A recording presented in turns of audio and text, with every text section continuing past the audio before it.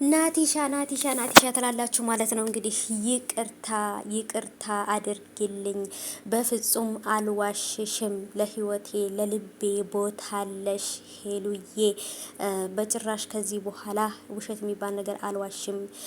ይህም ለመጀመሪያ ወይም ደግሞ እንግዲህ ለሁለተኛ ለሶስተኛ እድል ስጭኝ፣ ከዚህ በኋላ እድሌን በስነ ስርዓት እጠቀማለሁ የሚል መልእክት እያስተላለፈ ነው። ያው ሙዚቃ ቢሆንም ሙዚቃ አንዳንድ ጊዜ የምንድን ነው የሚለው ነገር በደንብ እናቃለን እና እንግዲህ ይቅርታ እያለ ነው።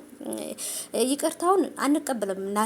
ናትዬ ያው ይቅርታ አድርግልኝ። እኔ በጣም ነው የምወድህ ማከብርህ ወንድሜ ኑርልኝ፣ ትልቅ ሆንልኝ፣ አሁንም በርታ፣ ስራ ግን አላዴል በሄሉ መጣህብኝ፣ በማይመጣው በሄሉ መጣህብኝ ነው። ሄል ማንክ ናትዬ እና አሁንም ይቅርታ አይደረግልህም። በባለፈውም እንግዲህ ማንም ሰው እንዳይቀር ቤቴ ምን ብለህ ጋብዘህን ነበርና ስለዚህ ማንኛችንም አልመጣንም። ለምን እንዳልመጣን ታውቃለህ?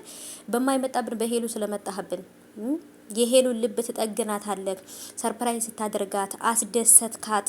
በቃ ሄሉ ህይወቷ ተሻሻለ፣ ከተሰበረችበት ተጠገነች ብለን ሳንጨርስ መልሰህ ልቧን ራስህ መልሰህ ሰበርከው። ራስህ ጠግነህ ራስህ መልሰህ ሰበርከው ማለት ነው። ስለዚህ በዚህ ምክንያት እንግዲህ ይቅርታ እናደርግልህም እኛ።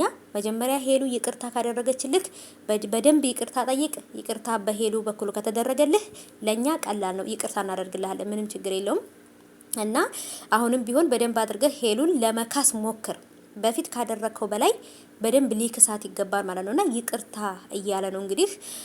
አይለመደኝም ከዚህ በኋላ ልብሽን አልሰብረውም ምናምን የሚል ነገር ነው መልእክቱና እንግዲህ ምንም በለው ምንም ናትዬ እኛ ያው እንግዲህ አልተቀበልንም ይቅርታውን። በባለፈውም ግብዣውን አልተቀበልንም፣ ዛሬም ደግሞ እንግዲህ ይቅርታውን አልተቀበልንም። ምክንያቱም መጀመሪያ ልቧን የሰበርክባት ምስኪኗ ማለት ነው የኔ የዋህ ሁሉን ሰው አማኝ የሆነችው ሄሉዬ ልቧ በጣም ንጹህ ነው። ለምንድን ነው ልቧን የምትሰብሩባት? እንደፈለጋችሁ እንደ መንገድ ተመላለሳችሁበት ልቧን ማለት ነው። ስለዚህ መጀመሪያ ሄሉ ይቅርታ ካደረገችልህ እኛ ምን እናደርግልሃለን? ያለዛ ይቅርታ የሚባል ነገር የለም።